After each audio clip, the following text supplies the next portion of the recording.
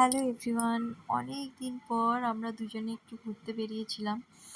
So কোথায় যাব সেটা ডিসাইড তখনও হয়ে ওঠেনি, তবে রাস্তায় বেরিয়ে একটু এদিক ওদিক ঘুরতেই এই মন্দিরটা চোখে পড়লো। কারা কারা আগে এসছো এখানে কমেন্টে জানিও। এটা আমার প্রথমবার, আমার দেখে জায়গাটা এত ভালো লেগেছে।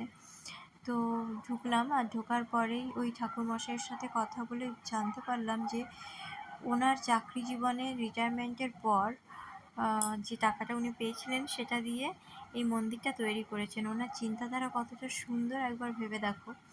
আর এই যে দেখো, ভগবানের দর্শন করো, রাধা গোবিন্দ আর ভোলে বাবা, আরও অনেক ঠাকুর ওখানে ছিলেন। তো যাই হোক, ভীষণ সুন্দর। অ্যাকচুয়ালি ওটা কিন্তু রাধা গোবিন্দর মন্দির।